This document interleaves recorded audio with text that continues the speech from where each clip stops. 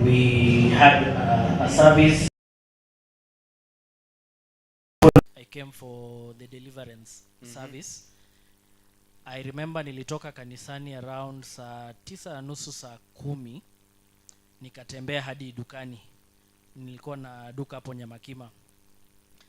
At exactly 6:30 on that day, that's when I received a call and I was told to bring the papers the next day. So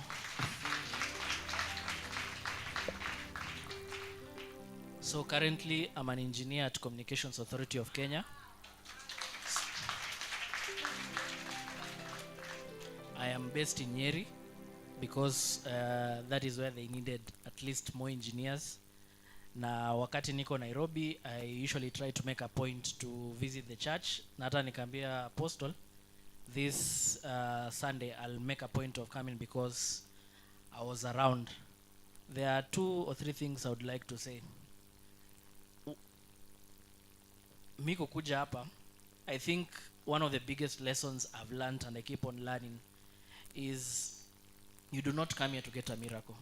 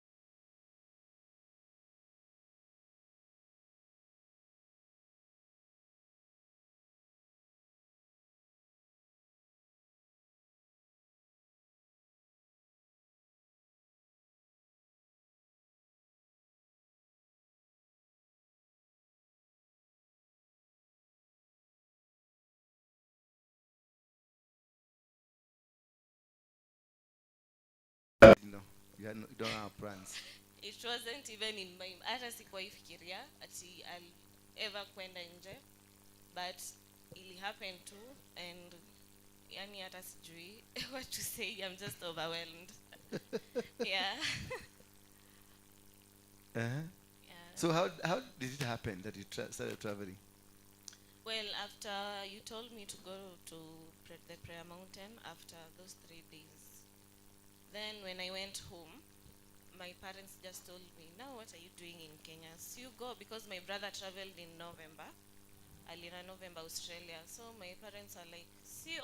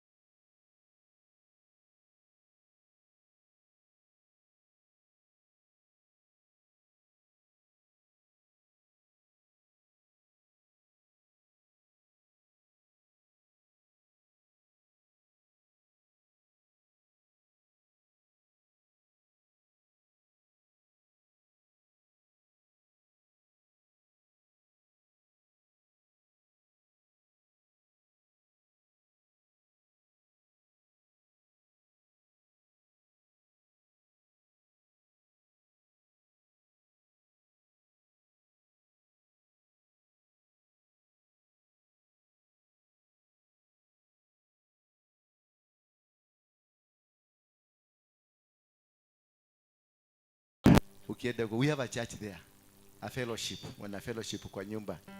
I have about 30 or 40 people who are fellowshipping, the members wa hii church. Si ndio? Simpigie Yesu makofi. Thank you, Ian. God bless you. God bless you. Anybody else mwenye ako na testimony, a very hot testimony? A very hot one. Hakuna? Thank you. Thank you very much. Let me continue the preaching, then we will be having many things later. Ndio tuweze kujua ni namna gani. Asante sana kwa sababu ya wale wametusupport being here. You can see we swallowed, tulimeza ugali kubwa kwa sababu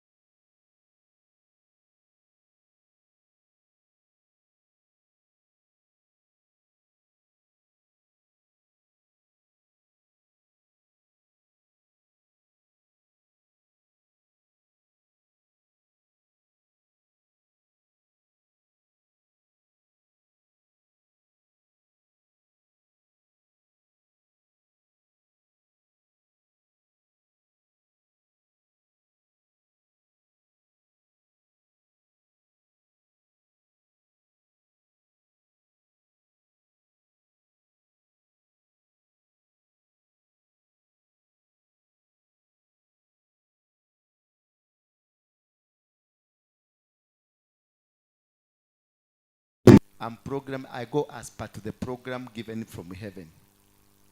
So if I'm given the program, this will do this, I release my mind and my body and my soul towards it. You can never divert me. Hata ufanya nini. And it will happen, whether you like it or not, whether I like it or not, whether I am moving or I'm not moving, it will happen. So I go according to the will of God. And we did the Wazee thing, we did the Kegosho night with the Kameme, and now on Saturday, I'm inviting my friends Akina Bishop Harrison and many other people to come and also say a word of blessing to this house and to officially open this sanctuary to be a holy sanctuary, an altar where everybody from anywhere in the world will come and seek God from. This is not a church. Bwana Yesu asifiwe sana. This is not what? This is not a church. This is an altar. There is a difference between a church, pale munaendanga, na kigogona. This is where anybody and everybody will come without being even preached to. You come and kneel down, you una worship, unaomba, unaenda zako. Mtu anatoka Australia na kuja na ingia, because we want to brand it a place where anybody can enter and seek God and find God. Hallelujah. It will be a holy of the holiest. Pale hapata kuingia msharati, hakutaingia muizi, hakutaingia musagaji, hakutaingia all those manner of things. Utajaribu tu kuingia mlango unasikia kuna kitu inakupush. That is how holy it will be. Bwana Yesu asifiwe sana. So ukikuja ukosa unakuta ile masura ile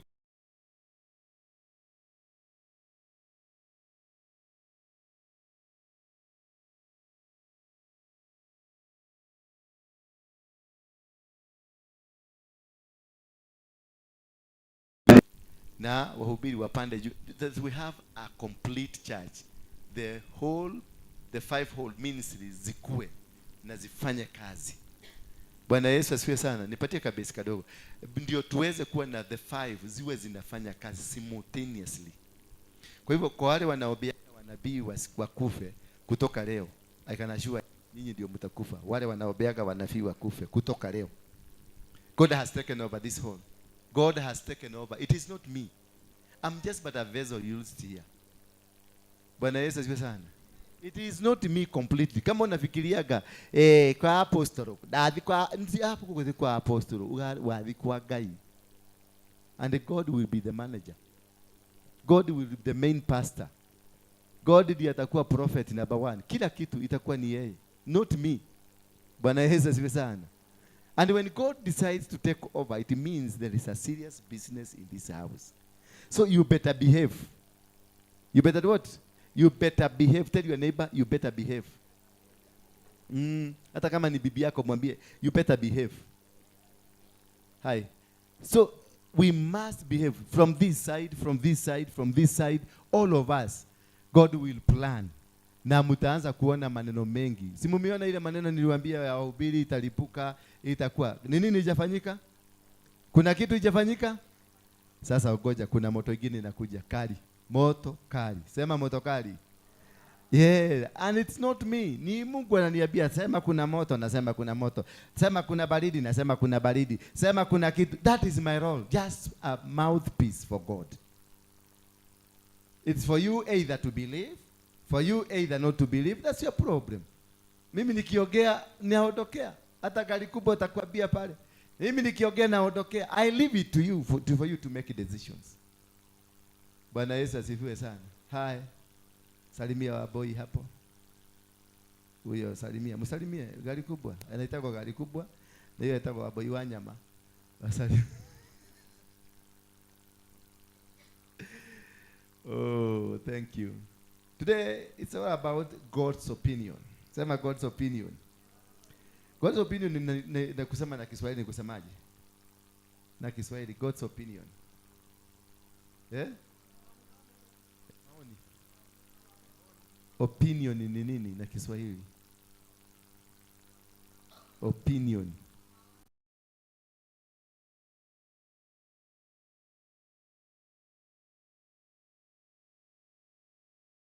Huyu ni maono. Na wewe? God's opinion. Eh? Maoni. Maoni. Eh? Maono. Na wewe? Hiyo kiti mbona imewekelewa shuka? Kaa hapa. Kaa hapa. Ni maoni ama ni maono? God's opinion ni mausio, sio maoni, mausio ya Mungu. Mausio, sio husia, mausio. The will of God. Bwana Yesu asifiwe sana. The will of God, that is the God's opinion. He have decided. Nimesema this is my decision. Bwana Yesu asifiwe sana. Hiyo ndio nataka tuzungumzie leo. Because I want us to dig deeper and see what is God's opinion in this church. What is God's opinion katika maisha yako? Ni opinion gani ya Mungu katika everything that you do? Are we in the opinion of God or are we in the opinion of man?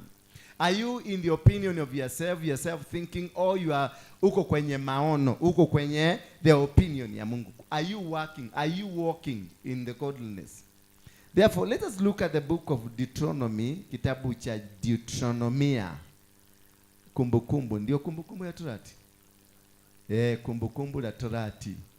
20, kisha tutazungumza tu, tutachanganya lugha ya Kiswahili, lugha ya Kikuyu na Kijaruo na Kiluya. Na zote, I hope zote tutaweza kupata kubarikiwa. Bwana Yesu asifiwe sana. Asante sana. Mwambie mwenzako,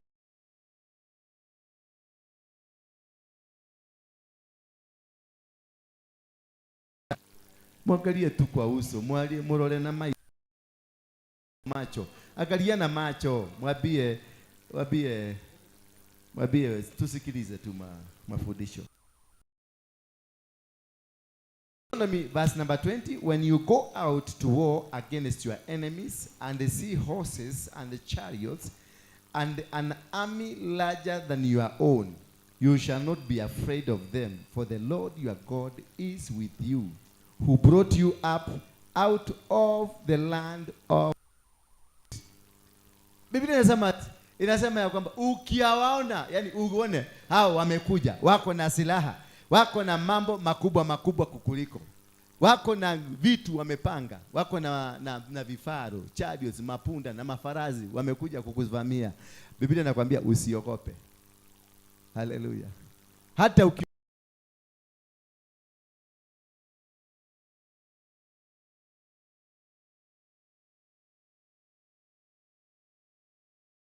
na mahusio yao wamepanga kila kitu, wakajua wanakuja kukumaliza, wanakuja kukuanga.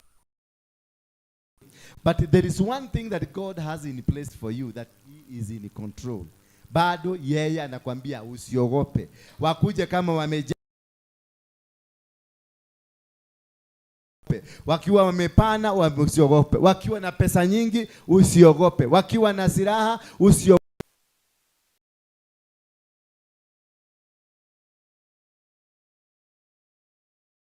Pango mizuri kwako. Ako na kitu amekupangia kizuri. It doesn't matter. The doctor might have said. Madaktari wamesema wewe ni mgonjwa wa kansa. Wamesema uko na ukimwi. Wamesema wewe hautapona. Uko na siku 100 za kuishi. Kuna jamaa mwingine ameambiwa uko na siku miezi 6 ya kuishi, mpaka ameambiwa uhame maeneo haya, uende kwenye maeneo mengine, uende utulie huko, kwa sababu ukikaa kwenye maeneo haya miezi itapunguka. Lakini sasa miezi ukienda kule miezi 6 utamaliza vizuri. Jamaa mpaka ameenda kukaa kwa sababu anaongojea akufe, kwa sababu ni miezi 6. Bwana Yesu asifiwe sana. Na hiyo ndio inatangwa opinion ya madaktari. Wale watu ambao mko na wao wakisema hiyo ni opinion yao. Na wakati Hezekia aliambiwa na Isaia alimwambia tayarisha watu wako, maana unaenda kuondoka. Tayarisha mipango yako, tengeneza mipango, maana unaenda kuondoka. Lakini naye Hezekia alijua hayo ni maneno ya Isaia, ila ametumwa na Mungu. Lakini akasema huyo Mungu aliyetumana sitazungumza na Isaia, nitazungumza na aliyetumana. And the mistake we make much of the time is that we tend to argue with the messengers, the owner of the message. Because Hezekiah decided not to speak to the messenger. Hezekiah decided not to speak, even to argue with the messenger. What Hezekiah did, he organized himself to the owner of the message. Na akamwambia, akamuuliza, akaenda kwake, akageukia kwa ukuta, kwa sababu alikuwa anajua mwenye hii message tunakutanaga. Sasa nitapambana na nini? Why should I argue with the person who sent? Mtu wa mkono. Mtu tu ametumwa ni mtu wa mkono. Kwa nini tu argue na yeye? Kwa nini tubishane na yeye? Hezekia alienda kwa ukuta tu, mahali wanakutanaga na mwenye message. Kwa sababu kuna message unaweza kuletewa, kumbe si ya huyo mwenyewe. Kumbe si yako, ni message imeletwa kijia ingine ambayo haieleweki. Kuna watu wanaweza kuja wakuuzie uoga na ununue mzee. Kuna watu wanaweza kuja wakudanganye na ikwe ni hivi, wakwambie hata kumesemekana biguni you are going to die, na uanze kukufa. Kuna watu wengi wanakunywa madawa hapa ya sukari, madawa ya pressure, madawa ya kansa, madawa ya nini, and hawana kabisa. Hawana. Lakini walienda kwa sababu daktari alitaka hiyo ikue hivyo. Na wakasema wewe uko na kazi, na ukaanza kukula chemotherapy. Ni chemotherapy ama ni kimote? Hiyo. Na ukaanza kukula madawa. Ukianza kukula hiyo madawa inakusababisha unagonjeka that disease. Bwana Yesu asifiwe sana. That is why I'm telling, kuna magonjwa ambayo imerushwa kwenu. Unapimwa, unaenda hapa chini unapimwa, unapatikana huko na ukimwi. Lakini ukikaa siku 2 ukienda kwingine unaambiwa hauna. Lakini ulianzishwa madawa ya ukimwi. Kwa hivyo ulipandwa mbegu ndani yako ya ukimwi. Hiyo ukimwi itakupata. Usipokuwa mwangalifu itakupata, because the seed has already been planted. Kuna watu wanakuangalia hivyo, wanakuja wanapanda mbegu ya umaskini.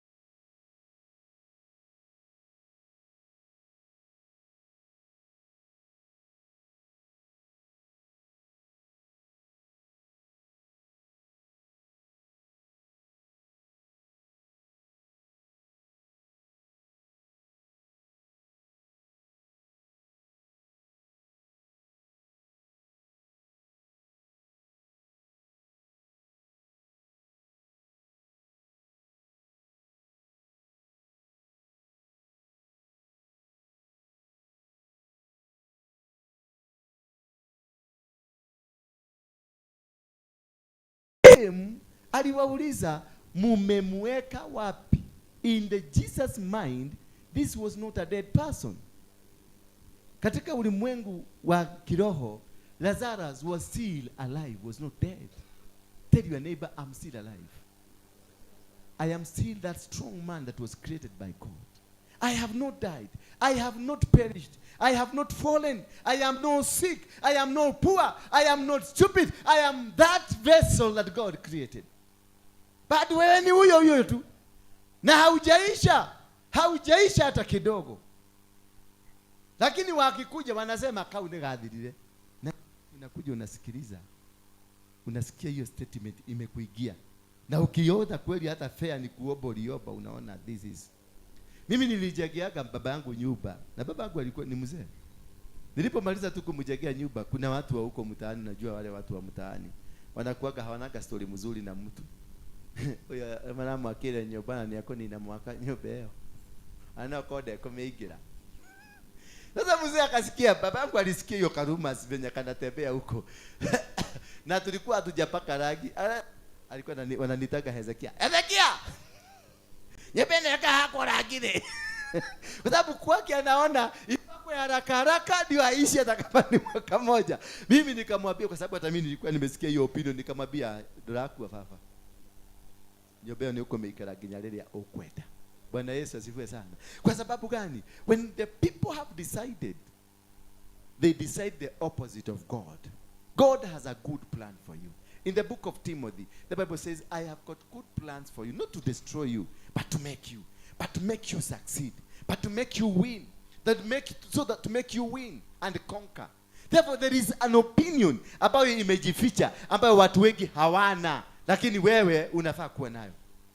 Isaiah 45 inatuambiaje? I will give you treasures hidden, ambazo zimejificha. Kwa opinion ya mtu, utaenda kulima shamba, kama shamba unakuta ni shamba ya mawe. Unaulizwa na watu, maana hapo tunailie mgoda mahiga kwa nini? Itakusaidia ni utapanda nini? Nikio ungekolia. There is nothing can come out of this. But in the opinion of God, katika hiyo shamba hapa juu ni mawe, huko chini kuna gemstones. Bwana Yesu asifiwe sana. Siku moja tu naona wazungu wakipima na kitu, wanapima unaona inakwamilia kwako. Unawauliza ni nini mnapima? Wanasema hapa kuna green garnet mingi na ina utajiri mkubwa sana. Kugoga mawe mitabiri kwenda chini, wanatoa kimawe kimetoshana hivi tu, unasikia ni $600 million. Lakini mwenye alikukatia shamba na survey mwenye alikata, kwa sababu wewe unaonekana ni mkode, matajiri walihogana wakapatiana shilingi 5,500, 10,10, 20 wapatiwe mahali mzuri. Wewe ambao ulipatiwa mahali hata walisema wamekuongezea kubwa kidogo, kwa sababu yako iko na mawe, wamekuongezea. Kumbe mahali walikuongezea ndio kuko na gemstone. Haleluya. Bwana Yesu asifiwe sana. Mahali walikata ndio nakuta ndio kuna green garnet, na mwisho kuna ruby, na mwingine hapa kuna nyingine inaitwa blue sapphire. Vitu ambazo zinaleta. Na walikuongezea wakisema waketumbo tineli hali tumwongezee ndio asicomplain. When God's opinion is on you, he will cause them to do that which is unimaginable. He will cause them to send you where you belong. Wakati haka kamutu kanaitwa Roto, kaliambiwa na Abraham, wewe chagua mahali unataka. Hakuwa anajua, hata Abraham hakuwa anajua the time for him to be opened imefika. Because huyu jamaa kalikuwa kamesumbua huyu mzee. Jamaa kalikuwa kamesumbua, wamesumbuana na mzee. Maana ndio kalikuwa kanachuka, unajua mzee huyu alikuwa amezeeka. Ndio kama jamaa ndio kaiwa kama manager, kakuzalisha mabusi, kakuzalisha mang'ombe, yani kakufanya kila kitu inaendelea mzuri. Kanachukua, kanaangalia maguruwe, kanaangalia makodoo, kanaangalia mafarasi, mapuda, ndio kama manager. Bwana Yesu asifiwe sana. Baka kakafika mahali kakaona huyu mzee cannot survive without me. Unajua kuna watu wanafikaga hapa kanisa kama hii, unakuta watu wanasema eketu mwenye kolea godi hii. Kuna wengine hapa walihama hapa tukiwa upande ule mwingine, na wakaenda wakakula kiapo, wakakula sakramenti, wakafuga siku 7 na wakakula sakramenti, wakasema hiyo kanisa haitaendelea. Sasa wanaiona kwa TV saa hii wakiwa kwa nyumba, because they cannot even come out. Mwingine hata kaenda kusema ati nitaenda kuandika barua, I don't belong to that church. So unaandikia nani? Unaandikia nani that you don't belong to that church? Because ujinga ile iko ndani yako ni ya kishetani.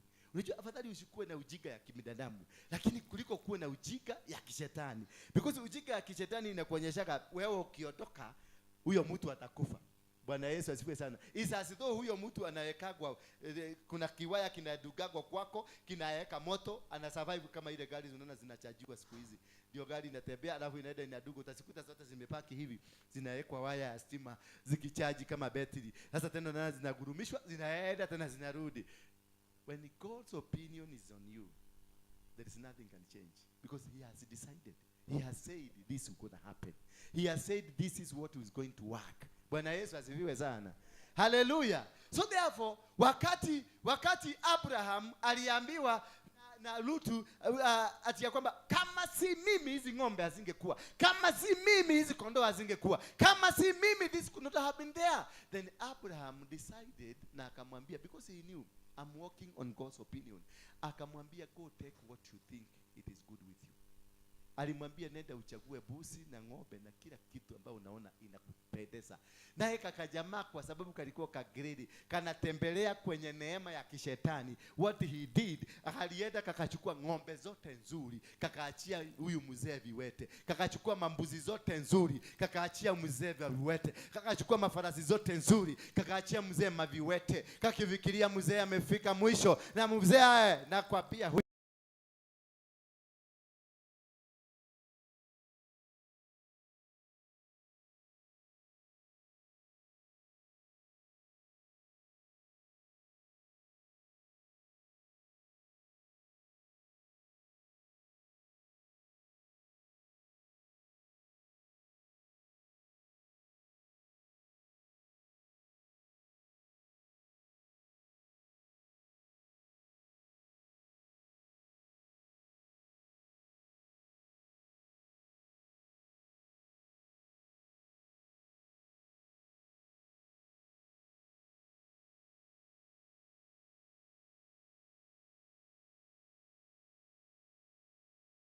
in terms of your failures, ako na wewe. In terms of rejections, ako na wewe. In terms of liftings, ako na wewe. Bwana Yesu asifiwe sana. Because there are times you feel so challenged. There are times you feel that you are dying tomorrow. There are times that you feel the world has refused you. There are times unakuta you are breaking down. You are just going down. That is when you need that friend. That is when you need that man to stand with you. That is when you need that woman to stand with you. That is when you need that people, those kind of people that are around you, to walk with you, to stand with you, to give you a word of encouragement. I love you. Just that one word is enough. I'll pray with you. That's enough. You don't need money from these people. You don't need anything from, you need just a word that will give you, that will encourage you, that will make you move. Because you don't know what holds for tomorrow. You don't know who are you. I don't know whether I'm sitting around here with the president of Kenya. I don't know. Sijui kama nimekaa hapa na governor wa Nairobi. Sijui kama nimekaa hapa na MP. Sijui kama nimekaa hapa na MC, ni CMC. Ni CM? MCA. Sijui kama nimekaa na MCA. Sijui. I don't know whether I'm sitting here with a mugul, a tycoon. By the way, you will be going to abroad also. Under an international company that will call you because of your skills. Bwana Yesu asifiwe sana.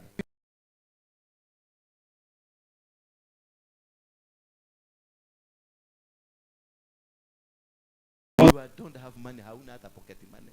Hata unaniangalia hivi unaanza kuomba ukiwa ndani yako na alikoroka inoa hutie modoyo. The whole of last month I've been so down. I needed a person like you just ukuje uniencourage tu uniambie, oh, thank you. God will bless you. Uninunulia hata kisoda tu kasoda ka 20 bob. I would have appreciated. But because you didn't understand, I did not myself, I'm strong enough. I can naweza kukaa na wewe nikiwa na shida kubwa na sikuficha tu na ni survive mpaka nitokelezee padile kile na mashida zangu. But that is the time you need. Because you never know what is going to happen. Me, I never know that I have a house here in Nairobi, this house. I didn't know. Sikujua ati siku moja tutakuja kukaa mahali pazuri hivi. Ati siku moja tutakuwa tumeweka viti parking vimekosa watu wa kukalia. Bwana Yesu asifiwe sana. Tulikuwa tunaomba neighbor kanisa na viti. Vingine tunaenda tunakoboa, wanatuambia nyinyi mnakujaga kukoboa saa ngapi saa hii? Nyinyi edeni, hakuna viti. Na unaona viti ndio mnanyimwa. Saa hizi ati ni viti umeweka parking pale. Hazina mtu wa kukalia, unatafuta. Mpaka sasa unaomba maombi dokerehe adogai. Bwana Yesu asifiwe sana. Atika nyumba tulikuwa tuna squeeze mpaka watu wengine wanakaa nje. Sasa tuko hata hatujafika quarter ya nyumba mzima. Na yule kuna mtu alitudismiss. Kuna mtu alituletea mpaka maauctioneer. Tumelipa rent na tumelipa kila kitu, lakini alituletea maauctioneer. Na auctioneer wakakuja wakasema tumeambiwa tukuja tu auction. Tukamwambia tumeambiwa mkuje auction nini? Kuna barua gani? Lete barua. Ndio hii barua. Kuangalia ile barua ya auction imeandikwa vitu zote zile tuko nazo. Unaona hii box ya speaker hizi zilikuwa hizi na zingine. Hiyo baka mimi ndio niko na receipt. Mimi peke yangu. Lakini ile ilinunuliwa, hii kitu ilinunuliwa, iko price imeandikwa hapo. Hii nyingine price imeandikwa hapo. Hii nyingine. Sasa nikapigia ofisi, nikawauliza habari zenu mzuri. Tuko mwezi gani mnatudai? Wakasema kwa ofisi wakatuambia hamuna deni, ni next month, ni rent ya next month. Oh, kwa hivyo hatuna deni? Hapana. Nilikuwa nimeweka speaker, nikauliza auctioneer. Sasa umesikia hii information imetoka wapi? Imetoka hapa kwenu. Bwana Yesu asifiwe sana. Imetoka wapi? Hapa kwenu. Nikamuuliza kiaje sasa hapa kwetu ni wapi? Unajua landlord? Na mjue tunamfanyiaga kazi. Lakini kuna watu wengine wanatupatiaga kazi ndio tufanye kazi nyingine. Lakini sasa fanya hivi kwa sababu wewe ni kuona wewe ni pastor mzuri, wewe fanya hivi. Alikuwa hajanijua vizuri. Alikuwa nafikiria ni wale mapasta wa meza. Kwa sababu wewe ni pastor mzuri, nimeona hii aibu inaweza kukushika, tupatie kitu wewe tuondoke tuache hii maneno. Nikamwambia unataka pesa kama ngapi? Akaniambia tupatie 50. Unaona tuko na vijana wengi, tupatie kama 50. Okay, nikamwambia ngoja kidogo. Nikapiga simu nikamwambia geti ya chini ifungwe. Geti ya chini ikafungwa na ya pili ikafungwa. Nikaita mavijana nikamwambia mnataka when was your last mlinyorosha watu? Walikuwa wakisikia, unajua nilikuwa nauza uoga. Nikamuuliza when is your last mlinyorosha watu? Kwa sababu nilikuwa nimemtuni venye atasema kwa simu, akasema uko na wangapi na ndivyo tumekaa siku nyingi hatujampiga mtu. Jamaa akaanza kuuliza sasa imeendaje kwani nini?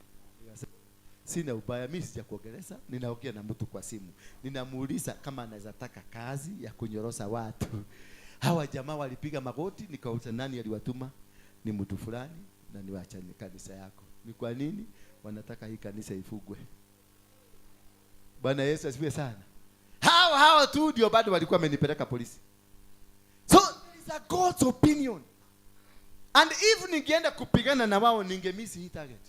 Ningemisi hii nyumba. Kwa sababu ningegoga labda kichwa iaguke ipasuke na akuwe mkufu. Na angekuwa mkufu na mimi ningepelekwa kamiti kwa kesi ya mkufu. Kwa hivyo ningemisi wapi? Ningemisi hii kitu hapa. Kwa hivyo kuna kitu ambacho kinapagwa na watu, kimepagwa, kiko mahali ajenda fulani, not because of the current situation but because of your future. Bwana Yesu asifiwe sana. Kuna kitu kimepagwa, kuna kamtego umewekewa, ati kakimutega kaaguke saizi ungoke meno. Kube next month ulikuwa uitwe at the State House mkakule dinner na president. Na meno imeaguka ni kenguru. Au sasa utaenda unajua meno ikingoka, hii kitu inaaguka, hii nyama inaaguka na huko na ingine. Sasa ukienda huko itabidi ukatakatiwe nyama kidogo kidogo. Bwana Yesu asifiwe sana. Na unajua ile kisu ya huko haijui kukata kidogo kidogo. Sasa watakwambia kwa sababu wewe utaenda kukua subua, wanasema wewe enda pumzika, uende utatengenezwa kemito kwa nyumba. Ndio unakuta sasa bibi analeta madharau kwa nyumba kwa sababu anajua you are under her mercy. No ginyago kimira kemito.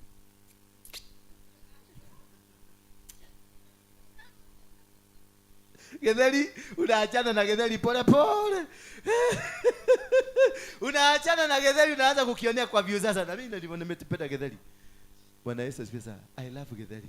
Sasa imagine Alice.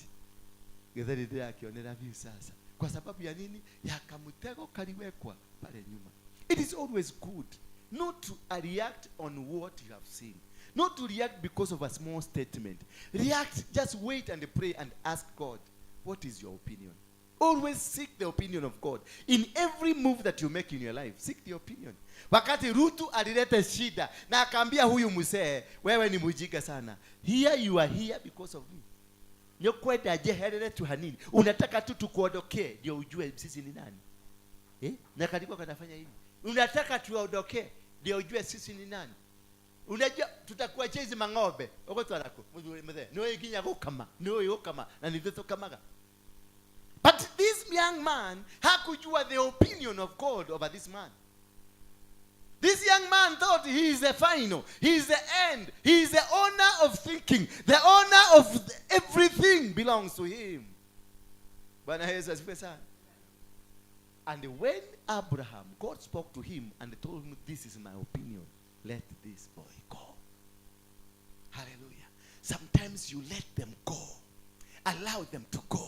Don't contain them. Don't restrict them. Usiende kuwabebeleza atirudi atika hapa. Unajua wewe idea yako. Unajua kuna edaga. Unajua kuna viaga. Kuna rudigi. Kuna kaaga.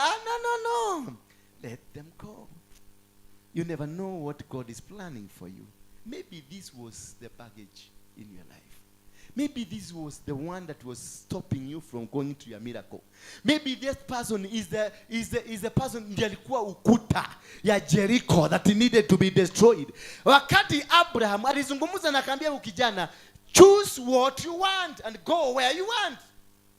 Namzia kajaza lakini uko ndani gosia neo la gero ng'ombe sikuleithio no. Lakini akaitii Mungu kuliko kutii binadamu. Akatii Mungu akasema, if you want to go, just go. Get out of my life. And he got out. Akamwambia, go choose the place you want. Chagua makodoo zile unapanda.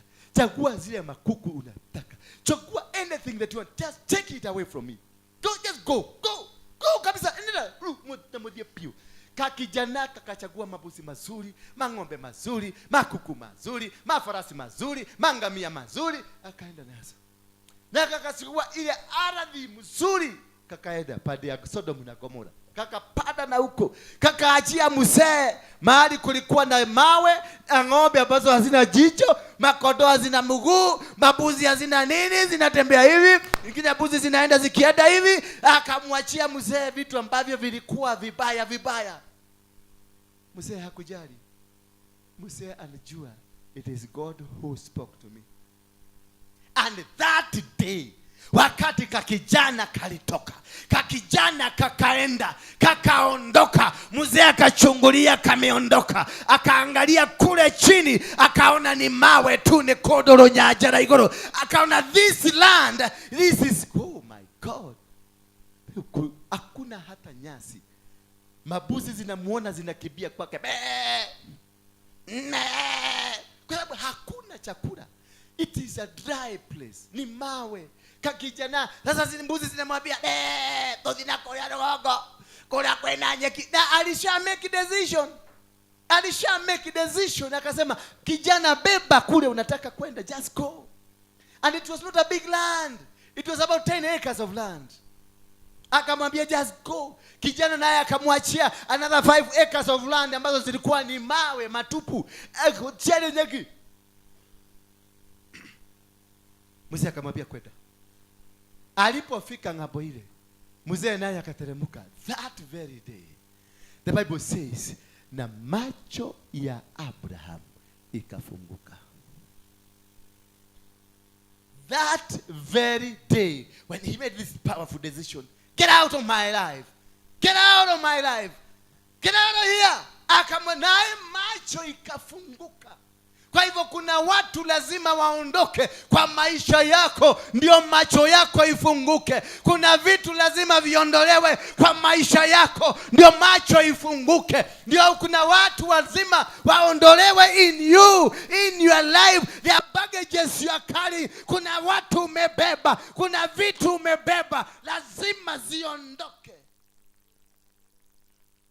That very day walikuwa wanapigania 15 acres of land. I read the Bible. Ni cubic, nilihesabu nikaona it's like 15 pieces of land, acres of land. Hizo ndizo walikuwa wanapigania. Lakini wakati Abraham macho ilifunguliwa, aliambiwa tazama mpaka pahali macho inafika mwisho. Akatazama akaona mahali dunia imeshikana na bingu. Akaambiwa geuka upande mwingine, tazama upande ule mwingine. Akaona ni mahali dunia inashikana na mbinguni. Akatabaza mwingine, akaambiwa na the same. Akarudi akatambia, angalia kule mbinguni, unaona nini? Akasema ninaona nyota. Akaambiwa hesabu. Akahesabu 1 2 3 4 5 6 7 8. Ligiota botara ishinisha ikihamuno. Akaambiwa that is how rich you are.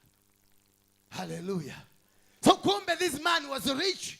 They were fighting over a piece of land that was 15 acres. Yet he owned the whole world. Yeah, but because of walking with this idiot, because of walking with this guy, that even the previously before atoke kwao, Mungu alikuwa amemwambia usibebe mtu hata mmoja wa kwenu. Before you make a decision of walking with anybody, just seek from God. Is this man from you? Is this man part of your opinion? Is this man part of the arrangement that you have over my life? There are people that will come into your life. They are not part of the arrangement. They are not part of the process of you. They are not part of the ministry that God has given you.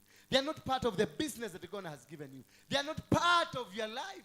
So until you remove them from you and allow God's opinion to prevail, you will struggle. Remember, at one point, Abraham had to surrender his own wife because life was unbearable. Maisha yalikuwa magumu. Ukiona mwanamume anapatiana mke wake na anajua venye ataenda kufanywa na huko, it is unbearable. It's unthinkable. Something that you cannot think about. Something that you cannot even imagine. But he had to give his wife out. Why? Because of this baggage ambayo inaitwa Ruth. This baggage caused him problems, caused him challenges. Remember, God had told him, I'm sending you out of your father's compound, but don't go with anybody that belongs to your father's household. Don't. Just go with your wife and the cows. Go only with your wife. Na makondo peke yake. Don't carry anybody. There are things that you must drop. There are things that you must bring down for God's opinion to prevail. Wana wa Israeli waliambiwa it was only 8 days from Egypt to Canaan.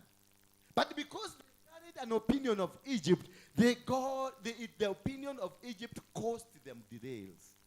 The opinion of men will cause you to derail, will cause you to suffer. Utajaribu kungangana kwenye maisha yako, but nothing is working.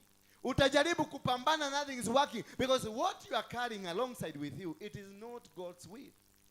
And that is what we have failed in our life. That is why we are trying to do everything that nothing is working. Maybe ulienda ukaingia kwenye kampuni ambayo Mungu hakutaka ukue kwenye hiyo kampuni. Ulienda kwenye kanisa ambayo Mungu hakutaka uingie kwenye hiyo kanisa. Ulienda kwenye shughuli zingine ambazo Mungu hakutaka. You are in the wrong hands. You are working with the wrong people. You are working with the wrong personalities. You are doing business in the wrong place. Uliambiwa ukafungue biashara Mombasa, ukaenda kufungua biashara Nyeri. Uliambiwa uende ukafungue biashara Nairobi, ukaenda kufungua biashara Nakuru, because Nakuru is a good place, is a conducive place. But was that the God's opinion? Ask your neighbor. The job you are doing, was it from God? Your marriage uko nayo sahi, is it from God? Your church unaenda sahi, is it from God? Ama uliona tu kwa YouTube ukasema kwa niko kayarone kila na ukakibia huko. No. Anaweza kuwa Mungu mwenye anaonekana huko si wako, ni Mungu wako ndiye anaonekania hapa. Bwana Yesu asifiwe sana. Bwana Yesu asifiwe sana. So not everywhere. And God told Abraham, ni give me your son. Niekera mwana wako, nipatie mtoto wako yule unapenda. Kwa sababu alikuwa anajua kuna watoto wawili. Akamwambia nipe mtoto wako yule unampenda zaidi. Naye akamwambia Isaka ndiye nampenda. Kisha akamuuliza unataka nini? Mpeleke kwenye mlima Mount Moriah. Na akapanda mpaka Mount Moriah. Kisha akamwambia mpeleke kwenye kamulima kamoja katika Mount Moriah, where I am found, where I meet you. Not every mountain God will meet you. He was instructed to go to Mount Moriah. Yes, Mount Moriah is Mount Kenya, like Mount Kenya. And in Mount Kenya, there are several peaks.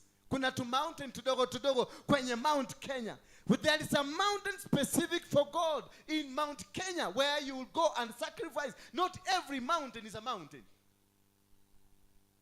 Hallelujah. That's why you need to be very careful for the decision you are making. You need to ask God's opinion. Wakati alifika kule mlimani, hakuchallenge God because alikuwa clear, ni Mungu nimemsikiliza. Akafika huko, mtoto akamuuliza, ninaona kuni, ninaona kisu, lakini mbuzi iko wapi? Akamwambia, God will provide, because he acted on God's opinion. Hallelujah. He knew nothing wrong will happen. He knew this thing will work. Yes, will work. How? Because God's opinion is on this. It is not me, it is God. It is not me that has brought. Ayandi alinipatia mtoto. Alikuwa amenipromise before I got the baby. Alikuwa amenipromise, I will give you a baby. Lakini tena akafanya makosa, akaenda kutafuta mtoto kwa Haga. Mungu naye akakasirika. Lakini again akampatia mtoto. Na wakati mtoto alikuwa mkubwa, akamwambia, give me that baby. So he was not afraid of anything, because he knew this is God's opinion. If you had given me this baby for this particular time, well and good. Twende kazi. Akachukua kijana. Naye kijana hakulete mabishano. Kijana hakulete maulizo. Ni wakati wa kuwekelea kuni, akamuuliza, netiona tokoi, na naona kiberiti, naona kisu, naona kila kitu. Busi iko wapi? Mzee akamwambia, God will provide. Now because God was providing, God's opinion was on this. Akaambia kijana rara, na kijana hakubishana. Hebu niambie kama unaweza kulala baba yako kwa birara nikuchije. Utasimamia? Utakoka teke mpaka aguke chini. Huwezi. Lakini kijana kililala tu, kikalalia kwa kuni vizuri. Kikienda kuchinjwa, ndio kikamzea kabiwa galia hapo nyuma. Akaona kuna nini? Kuna busi. Because the opinion of God was not to destroy. He has got good plans for you. That God is a promise keeper. And whatever he has promised you will come to pass. Whatever he has said of you will come to pass. Nothing will not work. Everything will work according to the plan of God. Everything will go according to how he has decided. That is what we call the plans of God. When the opinion of God is working, he's telling you, when you go out to war against your enemies and see horses and chariots and an army larger than your own, you shall not be afraid of them. Imagine seeing an army that is bigger. Imagine seeing that, wanakuja kutumaliza, but God is telling you shall not be afraid of them. Because I have the opinion. God has decided, I'm going to defend these people. I'm going to fight for these people. I'm going to make it work. Hallelujah. Therefore, God, when God decides for you, when God says this is you, nobody can change that opinion. Nobody can change. Hakuna mtu anaweza kubadilisha. All things will work together. And the Bible says all things work together for good. My failures is working for me. As long as I believe in God. All my failures, usiyaone my failures. I have weaknesses. I will come and tell you this ABCD. Look at God's opinion. What did God say about this? Hii biashara umeanzisha. Yes, kioski imeeguka. Imebaki sukari 4, imebaki kutuchuvi, imebaki tumafuta. Every hata unataka badala ya kuuza unataka unatoa unakula. Yes, utaenda na utoe unakula. But still God said, I will bless you in Nyeri. So the time of blessing determines. The time of blessing is different from the time of things happening. Bwana Yesu asifiwe sana. When God will come to bless you, it is not at the same time when people will be looking at you and seeing your failures. The people will see your failures. But God has a plan, has a timetable. He works on a timetable. He works on a plan. God is a master planner. He knows when to build. He knows when to raise. He knows when to do it. He knows where to move and where not to move. He knows what to do at this particular day. He knows where we are headed to. He knows what we are supposed to be. He knew we will be seated here. And he knows what the future holds. Bwana Yesu asifiwe sana. And that is why you're going to be blessed. Feel strong when you are challenged. I love the statement my brother amesema hapa. When in these challenges, feel strong. It doesn't matter you are down. It doesn't matter how down you are. It doesn't matter how suffering you are suffering. It doesn't matter what challenges you are going through. But feel strong. If they say you ever ni mgonjwa, just feel strong. If they say you are a failure in life, just say, remain strong. Do not fail. Usiangushe imani yako. Inua imani yako kila wakati. Maana your God will never forsake you, nor will he leave you. Your God will walk with you. Your God will stand with you. Your God will make you prevail. Your God will make you succeed. God is not the tail, he is the head. He will always lift you up. When they think they have finished you, he will resurrect you. Bwana Yesu asifiwe sana. According to the people, to the family ya Lazara, wakati walimuzika wakamweka to the tomb, wakamwekelea jiwe, they felt this man has gone. But when Jesus came, he asked them, where have you kept him? Mumemweka wapi? So he was still kept. According to Jesus, he was kept somewhere. They went to Jesus wakamwambia, if you are here, Master, kama ungekuwa hapa jana na juzi, 4 days ago, this man hangekufa, hatungemuzika. Lakini now he is already rotten. Because people in the society, people in your life, they know you are rotten. Wanajua umeisha. Wanajua unanuka. Wanajua hakuna, nothing good will come from you. They ask hapa Nazareth, ndio ni nini kizuri kinaweza kukuja kutoka Nazareth? Ni nini kinaweza toka huko? There is nothing. According to the opinion of man, there is nothing. Hakuna. According to the opinion of the people around you, there is nothing. Hakuna. But the one thing you don't understand is that there is an opinion of God. For them, the eyes, when Isaac was told to go back to Ai by God, aende akalime. Alienda kulima kukiwa na jua. Na akaambiwa hapa, last 3 years hakujanyesha. Na hata before that, 3 years hapa mbeleni, hakukuwa kumenyesha, hakukuwa kuna mvua. Mvua ilinyeshwa siku moja tu na ikapotea. Hata sasa, hivyo tunaongelea miaka 6, hakujanyesha, hakujakuwa na mvua. Lakini Isaac aliwaambia mimi nakuja kupanda. In the middle of the desert, in the middle of nowhere, in the middle of no life, he came and told them, I'm going to plant. Na hata wakamchekelea. Na wakamwambia wewe una kichwa mzuri. Lakini kwa sababu alikuwa na pesa, walimpatia mbegu zote. God will disarm young people.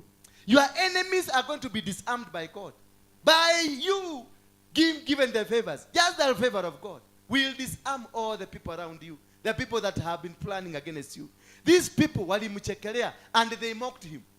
And they saw him wakasema wikekereke mudokelimo. Then he said, leteni bego. Walikuja wanamletea debe moja na anamuongezea debe ingine. Kwa sababu walikuwa hana shida hata hii bego zitaenda wapi. Lakini yeye alinunua. Akijua there is a promise. The same God that spoke to him akamwambia rudi mpaka Ai. It is the same God mwenye atafanya hizi bego zimea. Bwana Yesu asifiwe sana. The same God that has kept you alive. It is the same God that is going to sustain you the next move. The same God that provided you with whatever that you have now. It is the same God. He has not died. God will never die. God will not get old. He is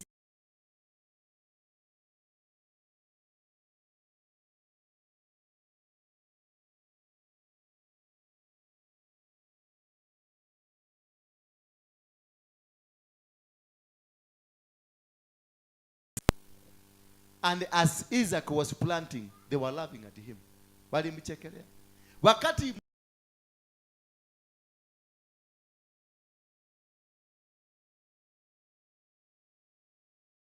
person with the pego alikuwa nani? Isaac. Na Isaac wakati alipanda maji ikakuja.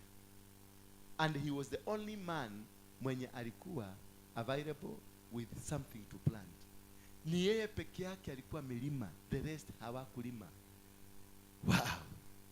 And eventually chakula yake ikakuwa mzuri, mahindi zikakuwa nzuri, kila kitu kikakuwa kizuri. Na the Bible says in the book of Genesis 24, and the man became rich. Hallelujah. And the man became rich outside the thing. The man became rich. So God will cause things to work. God will make them to bring it to you. God will make them to surrender whatever they have so that he can make you rich. God has a purpose for your life. God has an arrangement for your life. Until he sold all this food kwa hawa watu, and he became richer than the government. Until the mudhamaki wa huko akamwambia, I want to serve your God. This thing I've seen, I've never seen anywhere else. This faith you have, I've never seen it anywhere. Because this word, kupanda mahindi in the desert, hakujalimwa, hakujakuwa na mvua for 6 more years. But you planted. This God is a God I want. Just lift up your God. Raise up your God. Mwambie huyu Mungu nataka uonekane. Lift your God. Raise up your bar. Mwambie mimi Mungu nataka nikuone. Katika majanga ambayo unayapitia Mungu nataka nikuone. Katika giza nayoipitia Mungu nataka nikuone. Katika mipango ambayo naipitia migumu, watu wamenikejeli, wamesema sifai, wamenitukana, wameongea maovu, wamefanya mambo makubwa mabaya kunihusu. Mwambie huyo Mungu, Mungu nataka nikuone. Katika janga langu nikuone. Katika umaskini wangu nikuone. Katika ugonjwa wangu nikuone. Katika mateso nayopitia Mungu nataka nikuone. Nataka nikuone. Make your God known. Make your God great.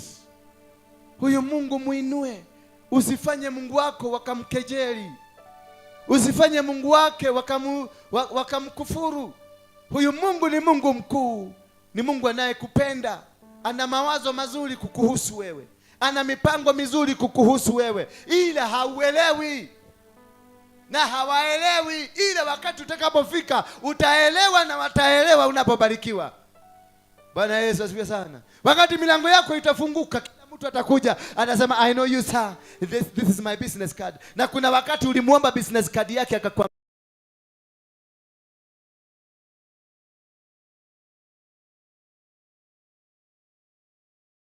anakutumia, I've sent you an e-card.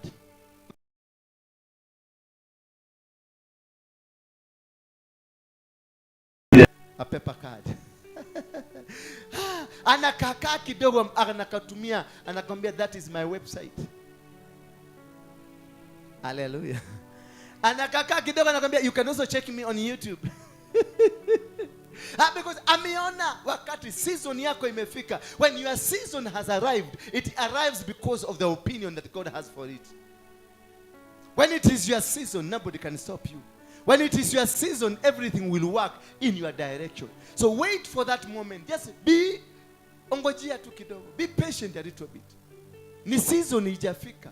When you get into your season, everything will work. When you get into your moment, all things will work. God will command everybody to work for you. God will command everybody to come. Money from everywhere will come when it is the season. When you are in the time and when you are in the right place, all things will start working. You will not struggle. You will not cry. You will not go borrowing. You will not go seeking people to come and help you. People themselves will come. God will command them because they want to be associated. They were created for your season. There are people who are created for that season. And when the season comes, they will come looking for you. And when they see you are not moving, they will come pushing you. There are people that will come and they don't last for a long time. If you are not pushable, God will remove them and take them back and leave you alone to struggle. When Abraham released this young man, akamwambia toka, get out of my life. That is when God, the eyes of Abraham opened. And he was shown things.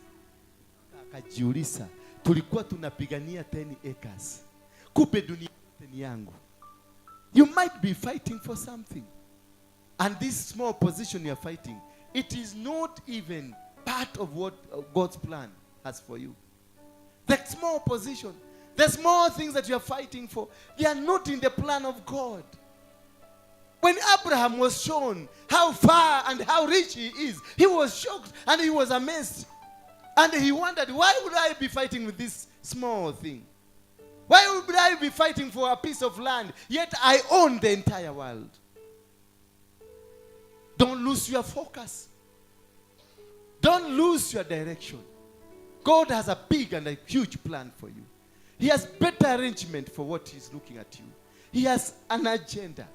You are not created just to be seen. You are created because there is a purpose of God in your life. You are created because there is a position for you in heaven.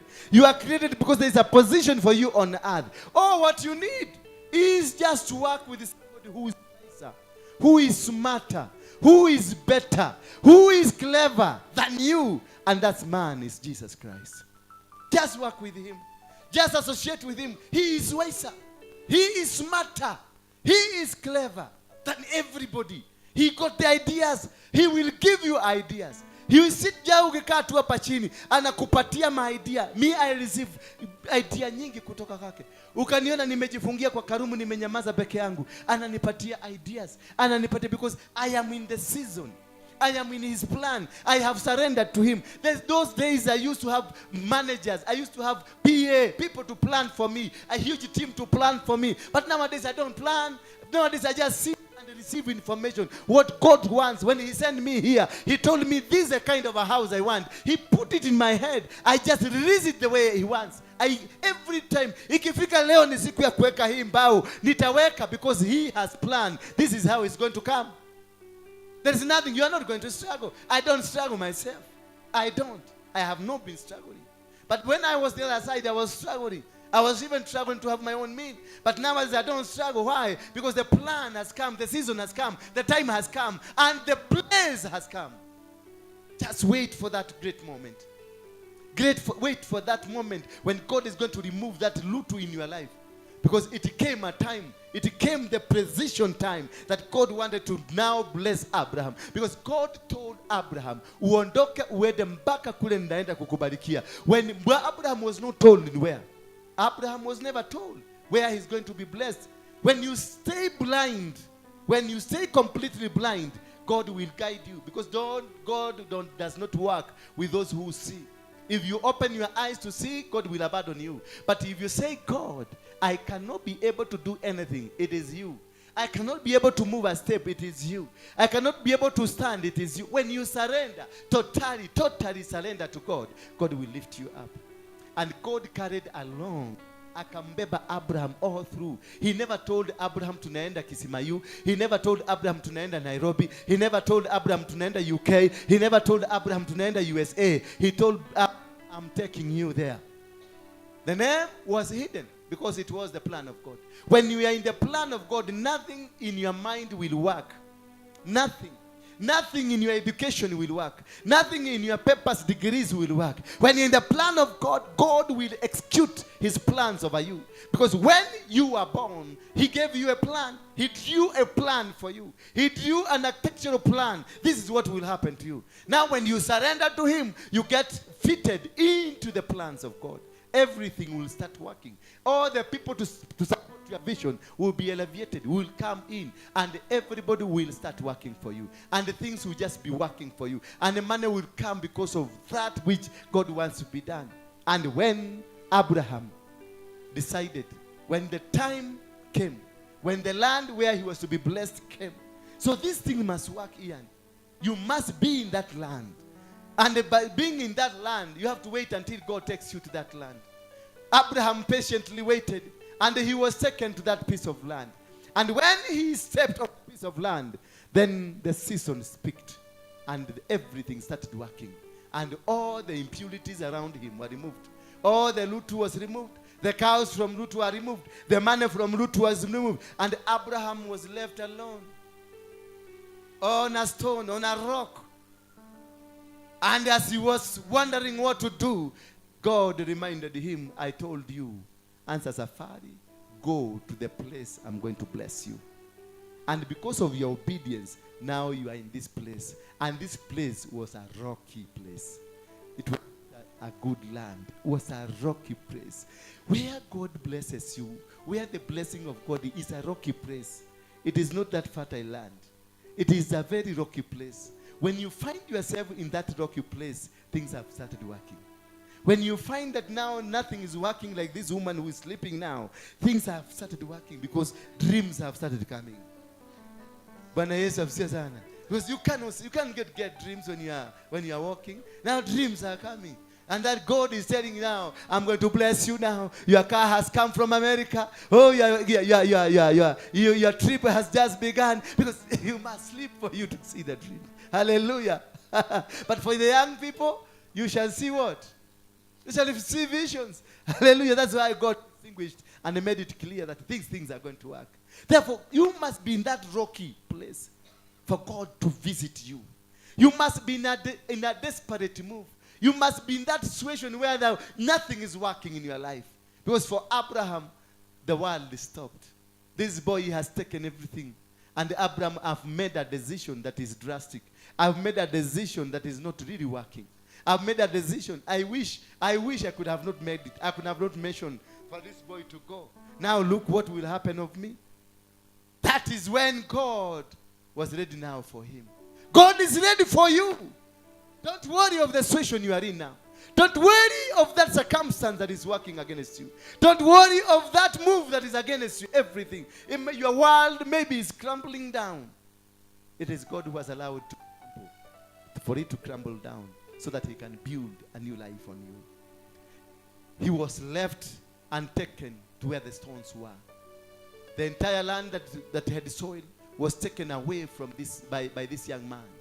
Then Abraham was left on a rocky and a stone ground. That is the stone, that's a foundation. A rocky foundation. A stone foundation. So that the pillars, when they are being built, they will stand on a rock. Hallelujah. The challenges you are facing now are the rocks that are being formed. So that when God decides to lift you up, he will lift you up high. Because you can never be built on a loam soil or on a sand. You can only be on a rocky.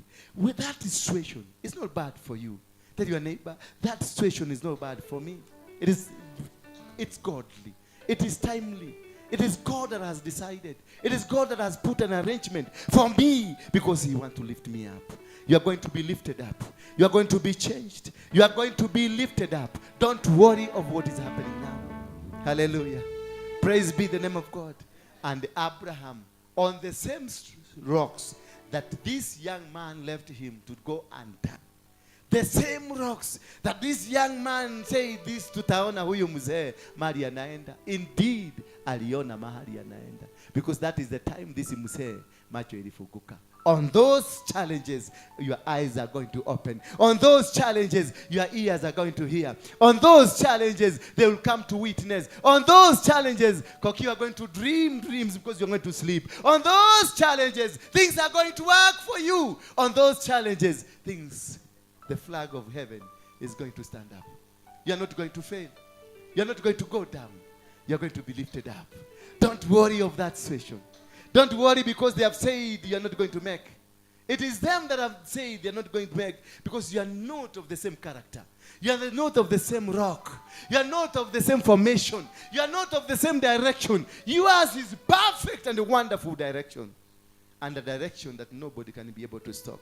A direction that nobody can be able to bring you down. You are going to succeed in it. You are going to win. You don't need an army. You need God only. You don't need somebody to come and encourage you. You need to encourage yourself and rely only with God. When personal learnings and improvements come through, you see, the personal learnings and the improvements, they only come through from the challenges we meet. All the challenges you are meeting today, they're improving your personal learnings. Every move, every challenge that you have today, it makes you better. Every challenge you have today, it raises you from the circumstances you are in.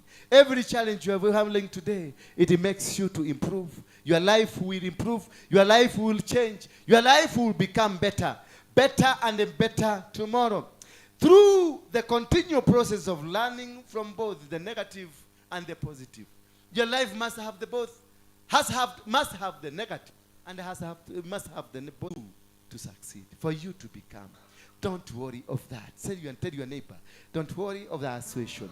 It is just a temporary situation. There are two types of schools that we must go through. The schools that we must engage. The schools that have engaged us in every process of our life. These schools are very compulsory. These schools are a must, that must be there. And these two types of schools. One is intimidations, and another one is the praises. You will be intimidated. They will come and mock you. They will come and ask you, they will just come and surprise you. They will come and tell you, your contract is coming to an end and you're not going to renew it. But the same mouth that opened to say your contract is coming to an end, the same mouth will call you to tell you the contract is going forward. Hallelujah. The same mouth that say that you're going to die. Remember when Jesus came for Lazarus, he asked them, where have you laid him? Where have you kept him? And he went. Then they went and told Jesus, we have laid him 4 days and this man is already rotten. He told them, where is he? They took him to the tomb. At the tomb, he asked the same people who did it, remove the stone. The same people. It is not Jesus who will remove. The same people who have said you're going to die are the same people that are come to say. The same people who laughed at Isaac when he was doing cultivation are the same people who came and they bought and they became servant in him, in his farm. And the government itself came and said, I am going to the president. Akasema, your God will be my God. The same people. God will never use other person. He will only use the right people who saw you going down. Then he will use them to see you coming up. They're the one who are going to give praises to God. They're the one who are going to say, indeed, this is the hand of God. They're the one that are going to say, whatever that has happened, it is not in the will of man, but in the will of God. Hallelujah. So when you go through these schools, two types of school, the school of intimidations and the school of praises, you succeed in life. And when life and the times are so stable for you, then you know you are not being tested. You must, when times and the situations and the moments are stable, you are seated, you are comfortable, you are eating well, you are doing well, you are moving well, everything for you is well, everything is new, then you are not tested. You must go through a test. If your life is new, prepare for a test is coming. Prepare for a fall is coming. Prepare for something drastic is going to come to you. And when this drastic thing comes, it means things will just feel like they are collapsing. Your world will come to an end. Your world will come like that nothing is happening. But in that situation, God will be forming himself. When you are going down, when your world is collapsing, God is forming a new world for you. A world that is fully dependent on him. A world that is fully based on him. A world that is completely, that is simply trust in something stronger, something wiser, something smarter. And that is only Jesus Christ. Just trust in him. Once you trust in him, every way that is made for you gonna come to pass. Every situation in your life will be successful. And you will be called a winner. Tusimame kwa miguu yetu. Bwana Yesu asifiwe sana. How many of you have been touched by that word? You feel that was my word. You feel that was my day. Hakuna matata Kenya. Indeed, hakuna matata. God will bless you. Yes. You are struggling. Yeah. Okay. God will bless you with a handsome, tall man. Yes. He's there. And he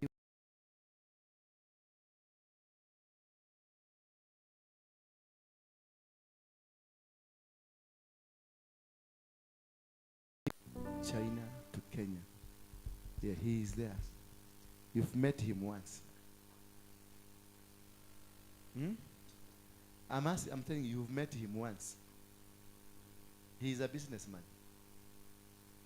Amekurushia tumaindi kidogo.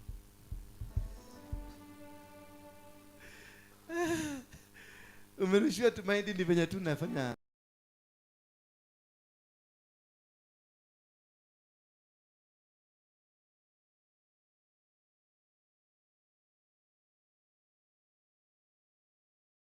Kihadi sama. Kidaki na kirabuli. He might not be that, but God's opinion is there. Hallelujah. Bwana Yesu asifiwe sana. Hallelujah. God will bless you. My brother, what's your name again? Monene. Monene.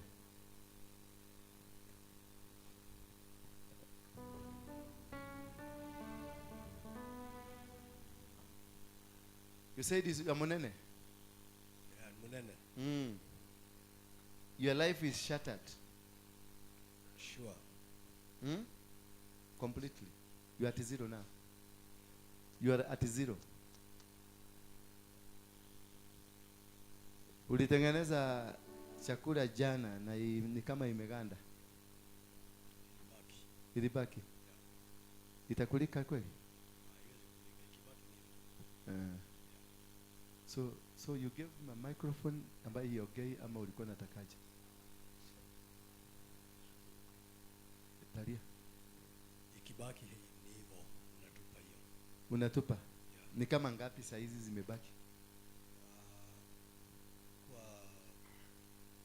Nilibakisha kitu saa 22. Ulikuwa umetengeneza ngapi? 8. Yeah. Zimebaki 22. Yeah. Ambazo naenda kutupa. Yes.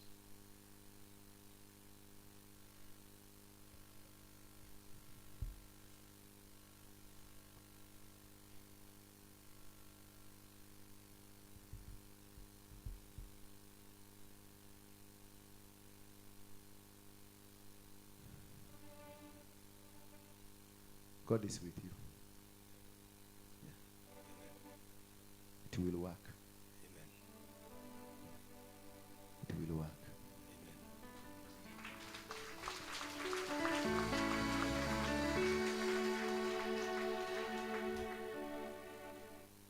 Give microphone to that. Who is carrying? Enda pale. Mumepatia buju akiwa hiyo. Shika hii microphone. Shika hii. Leta hizi. Naweza kuoga watu hapa najua.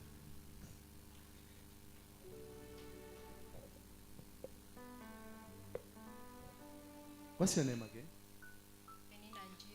Eh? Penina Jiri. From the Jiris we know. Muranga? Originally? Yes. Those are the Jiris. The people ambao wali nyonga watu sana.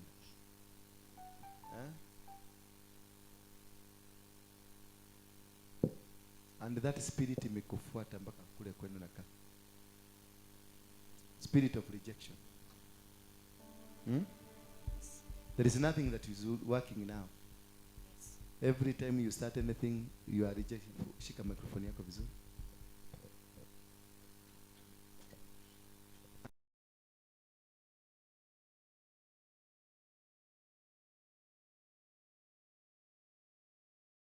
Nothing.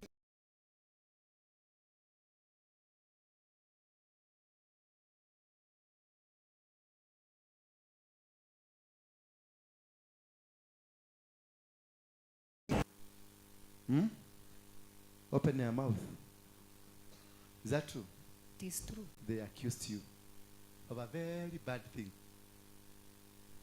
Yes. Which you are not. Yes. Are we communicating? Yeah. Am I right? You are right. 100% or 50%? 100%. Yes. That is why you thought even you don't deserve to live in this world. Yes. Did you stop thinking so? Yes, I stopped. What made you to stop thinking that you don't deserve to live in this world? Kuomba tu. There is a message you are listening somewhere. A God message. It has really made you to change. Huwa nasikiza mahubiri sana. Lakini kuna ile ilikuguza mpaka ukaona unaweza kuishi tena? Kwanza yako kwa YouTube Yako. Ni gani hiyo ulisikiliza? kuhusu kuvuja madhabahu. Hiyo ndio nilikuwa nataka unijibu. Una madhabahu kwako wewe. Kuna vitu ulifanya ambazo zimekusababisha umekuwa guilty sana. Umejiona uko na damu kwa mikono yako. Mara ngapi? Ni 3 ama 4? 4. God will forgive you. Amen.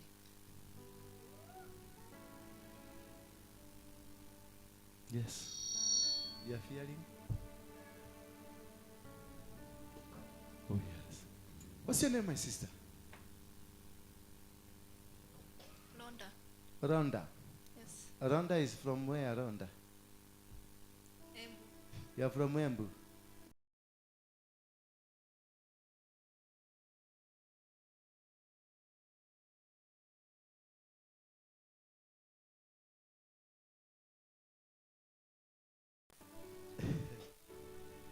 Najua CEO yetu ametoka mbele, so najua hiyo ni barabara moja tu. Rhonda.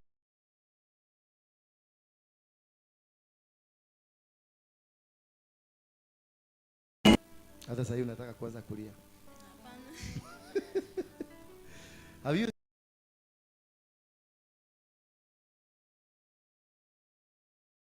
Sikasimama.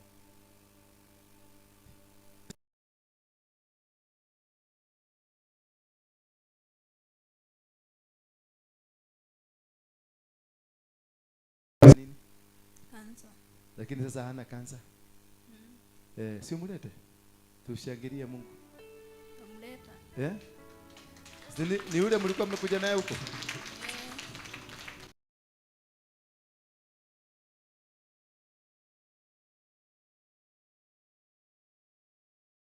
Problem.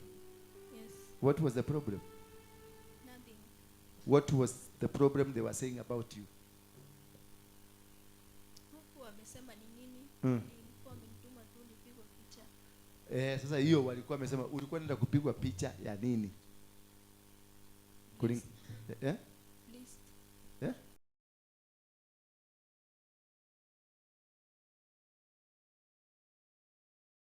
Walikuwa wanasema iko na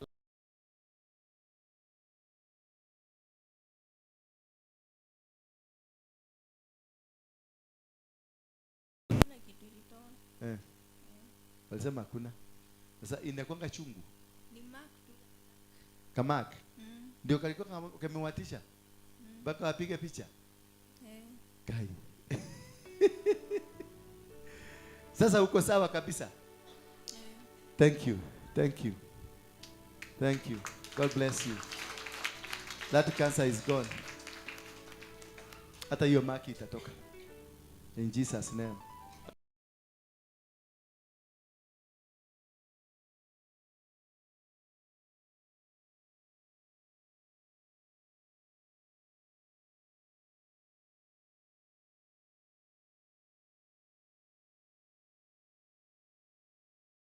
Name. Naitwa Janet. Janet. Janet nani? Janet Modeo. Janet Modeo. Umetoka mbani? Kwa Makueni ama? Machakos. Umetoka Machakos. Oba?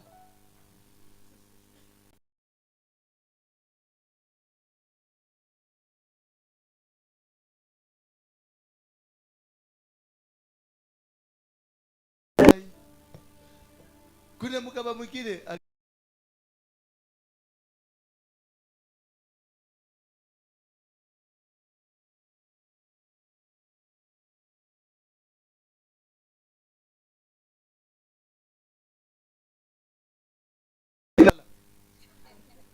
wacha tuenda tulitoka jioni. Sasa kuna ile mlima unaonanga inakuwa ni kama ina fade. Inakuwa ni kama inakuwa blue ikiwa mbali kwa sababu ya umbali yake. Sasa unaiona hiyo mlima mbali. Akatuambia naona akatuonyesha mlima mwingine. Tufike hiyo mlima hapo chini. Tutapita tu hapa kwa youth ya youth service, alafu tutatembea kwa barabara hiyo tuende. Unaona ile mlima ile hapo chini. Tukaenda mlima tukaiona tu hapo chini. Tukaambia sasa tutapiga hii round tuzunguke hapa, ndio unaona pale mbele.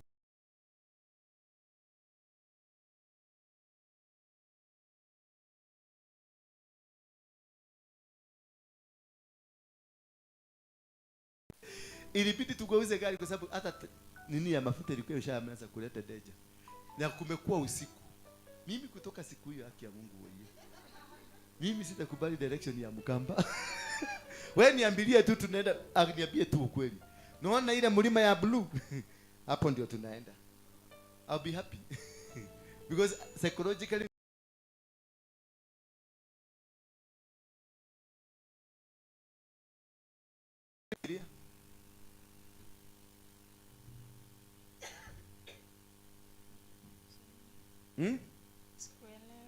unielewi? Kule nyumbani kuna matatizo.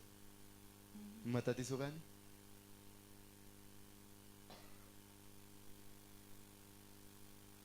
Sema. Mimi hata sielewangi. Uelewi? Sasa imekuja hauelewangi. Sielewangi ni nini inaendelea. Ujui ni nini kinaendelea? Wewe unajikuta tu kwenye shida. Na ndoto mbaya. Naotanga. Ya kukimbizwa na manyoka. Hata ikiingia kwa nyumba. Unaona nyoka imeingia kwa nyumba? Kwa ndoto ama life? Last year niliotanga nikiwa kwa ndoto imeingia kwa nyumba. After hiyo time nilikuwa nakaa Kayole. After 3 days ikakuja live nikiwa kwa nyumba. Iko kwa nyumba. Nikiwa kwa nyumba nikaipata tu imeingia kwa mlango, iko hapo tu katikati. Sasa wakati niliona nikakumbuka si nyoka ni yenye niliona kwa ndoto. Nikasema tu ndo. Sasa mimi nilikuwa naingonga na viatu, sikuwa na kitu ya kuingonga. Hello? Sasa wakati ilianza kutoka ndio nilisikia hapo chini kuna kamata.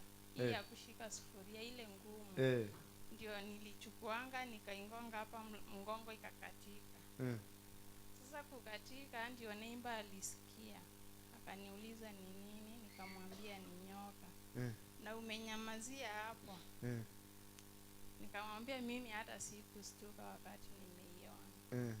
Sasa ndio nilitoa kwa nyumba nikaiweka hapo chini, hapo nje.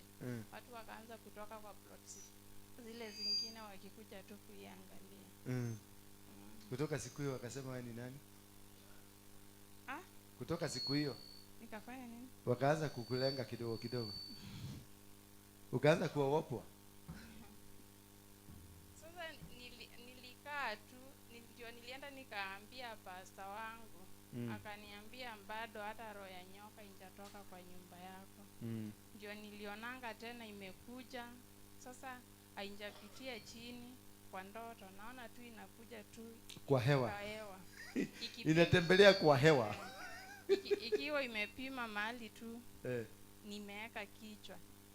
Kuna meza nilikuwa nimeweka karibu na kitanda, ilikuja ikalanje hapo. Sasa mimi nikaona kwa ndoto naanza kuingonga na mtungi ya yellow ikiwa haina kitu. Nikaona imembondeka kichwa na ikaishanga hivyo. Yes.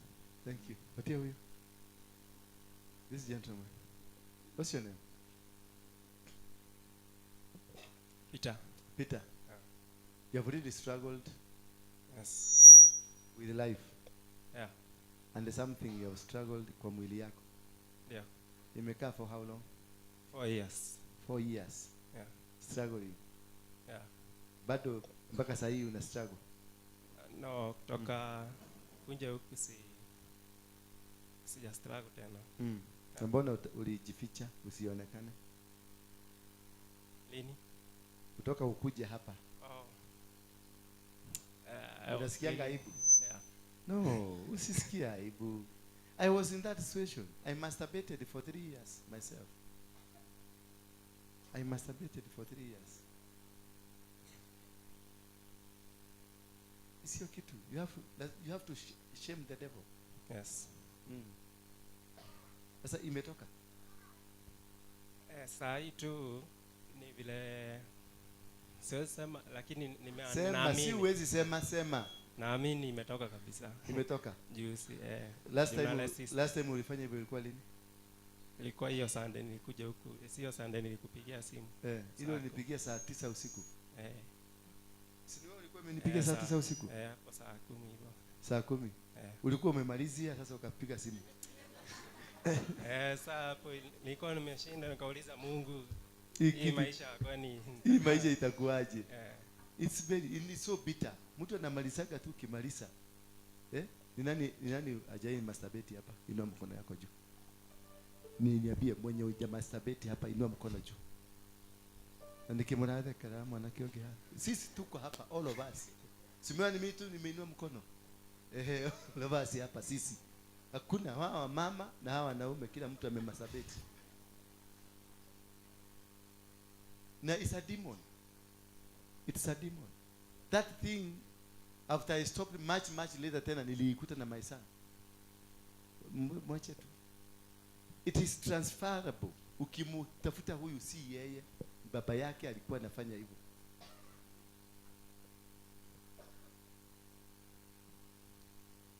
Unarudi ule watiga.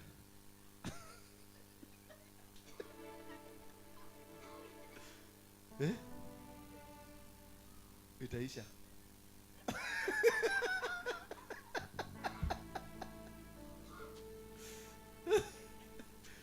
My brother. Yes. God has healed you from it. Amen. It will never come again.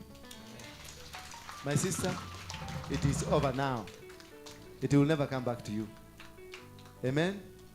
We'll come back for deliverance and more of that. Nimeona kulikuwa mtoto mlikuwa mnaniambia mlete mtoto. Babura.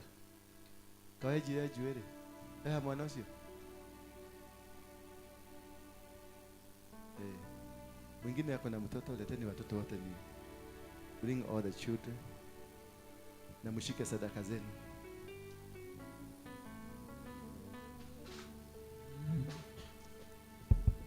Shikeni sadaka zenu.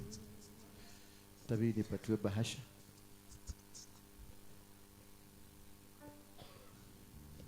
Mawacha tu. Piga tu. Worship team.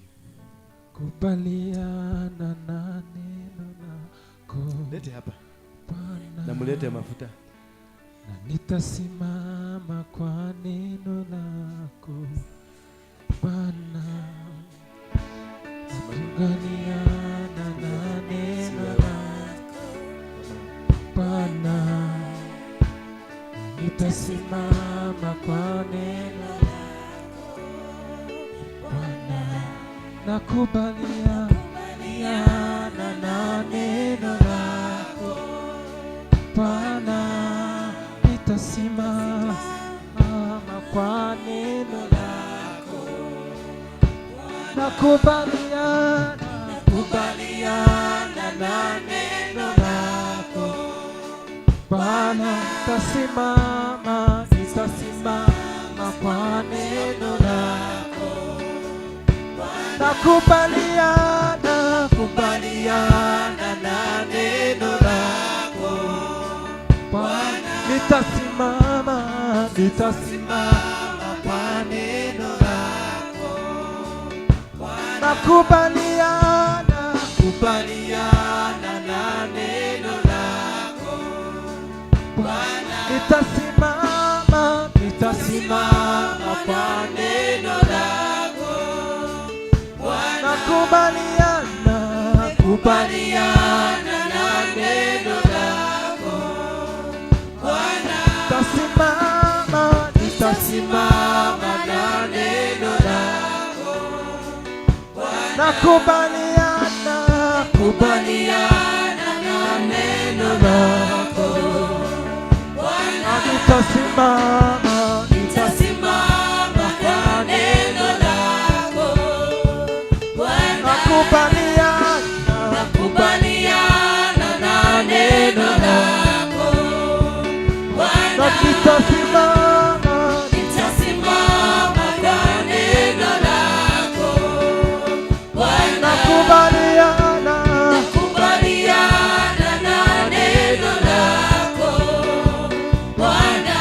nitasimama, nitasimama kwa neno lako Bwana. nakubaliana, Kubaliana na neno lako Bwana. nitasimama, Nitasimama kwa neno lako Bwana. nakubaliana, Kubaliana na neno lako Bwana. nitasimama, Nitasimama kwa neno lako Bwana. nakubaliana, Kubaliana na neno lako Bwana. nitasimama, Nitasimama kwa neno lako Bwana. nakubaliana, Kubaliana na neno lako Bwana. nitasimama, Nitasimama kwa neno lako Bwana. nakubaliana, Kubaliana na neno lako Bwana. nitasimama, Nitasimama kwa neno lako Bwana. nakubaliana, Kubaliana na neno lako Bwana. nitasimama kwa neno, Nitasimama kwa neno lako Bwana. nakubaliana, Kubaliana na neno lako Bwana. Nitasimama kwa neno lako Bwana. kwani ni jambo lipilo yeye asilo liweza, kwani ni jambo lipilo yeye asilo liweza, kwani ni jambo, Kwani ni jambo lipilo yeye asiloliweza. kwani ni jambo, Kwani ni jambo lipilo yeye asiloliweza. kwani ni jambo, Kwani ni jambo lipilo yeye asiloliweza. kwani ni jambo, Kwani ni jambo lipilo yeye asiloliweza. kwani ni jambo, Kwani ni jambo lipilo yeye asiloliweza. kwani ni jambo, Kwani ni jambo lipilo yeye asiloliweza. kwani ni jambo, Kwani ni jambo lipilo yeye asiloliweza. yeye ni baba wa yatima, tena ni mume wa wajane. Yeye ni baba wa yatima, tena ni mume wa wajane. Kwani ni jambo, Kwani ni jambo lipilo yeye asiloliweza. kwani ni jambo, Kwani ni jambo lipilo asilo, yeye asiloliweza. Kwani ni jambo, kwani ni jambo lipilo yeye asiloliweza. Kwani ni jambo lipilo, ni jambo lipilo yeye asiloliweza. Kwani ni jambo, kwani ni jambo lipilo yeye asiloliweza. Kwani ni jambo, kwani ni jambo lipilo yeye asiloliweza. Kwani ni jambo lipilo, ni jambo lipilo yeye asiloliweza. Kwani ni jambo, kwani ni jambo lipilo yeye asiloliweza. Niseme, niseme, nitate, nitate, niseme, niseme, nitate, nitate. Kwani ni jambo lipilo yeye asiloliweza. Kwani ni jambo, kwani ni jambo lipilo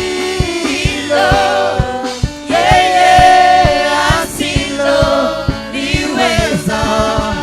Kwani ni jambo, kwani ni jambo lipilo yeye asiloliweza. Kwani ni jambo lipilo, ni jambo lipilo yeye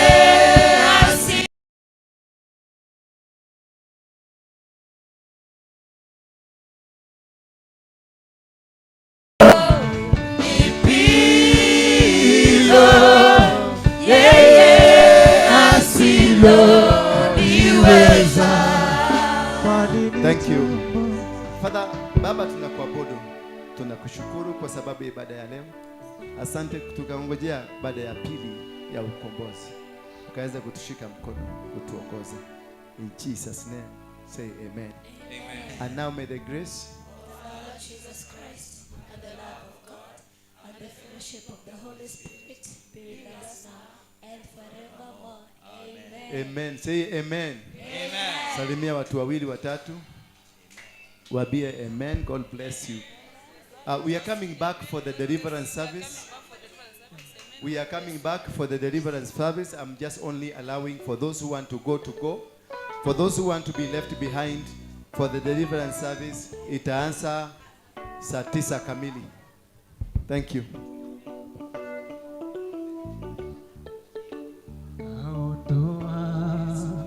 Huzuni yangu kanifanyia amenifanyia amani, amenifanyia amani, kaondoa huzuni yangu kanifanyia amani, amenifanyia amani, amenifanyia amani, kaondoa huzuni yangu kanifanyia amani, amenifanyia amani, amenifanyia, amenifanyia amani, aondoa huzuni yangu, kanifanyia amani, amenifanyia, amenifanyia amani, amenifanyia amani, aondoa huzuni yangu, kanifanyia amani, amenifanyia, amenifanyia amani, amenifanyia amani, kaondoa huzuni yangu, kanifanyia amani, amenifanyia upendo, amenifanyia upendo, upendo, amenifanyia upendo, kaondoa huzuni yangu, kanifanyia upendo, amenifanyia furaha,